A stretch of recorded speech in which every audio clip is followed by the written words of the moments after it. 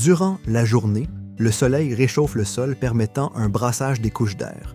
Lors du coucher du soleil, le sol se refroidit, refroidissant par le fait même l'air avoisinant, ce qui arrête le mélange vertical des couches d'air puisque l'air qui s'est réchauffé dans la journée restera en suspension au-dessus de la couche près du sol, venant de se refroidir. Ce phénomène est appelé inversion thermique.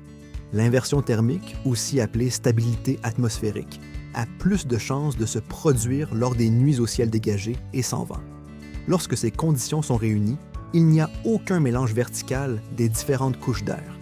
Une pulvérisation pourra alors créer un nuage de micro-gouttelettes de pesticides en suspension dans la zone froide près du sol. Le moindre vent ou turbulence pourra provoquer la dérive de ces pesticides en suspension sur une très grande distance. En plus, cette dérive importante de produits peut diminuer l'efficacité du traitement.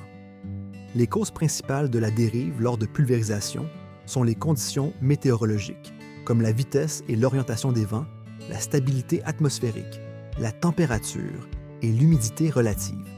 Il est important de ne pas faire de traitement lorsque les vents sont trop élevés, afin de limiter la dérive des produits et d'atteindre de façon plus uniforme la canopée. Des conditions idéales pour un traitement sont lorsque des vents entre 7 et 13 km/h sont observés. Un temps chaud et sec entraîne l'évaporation de l'eau des gouttelettes pulvérisées, diminuant la taille de celles-ci. Elles se laissent alors plus facilement porter par le vent, augmentant la chance de dérive. Des équipements supplémentaires tels que des pendillards, des buses anti-dérive, des buses rotatives,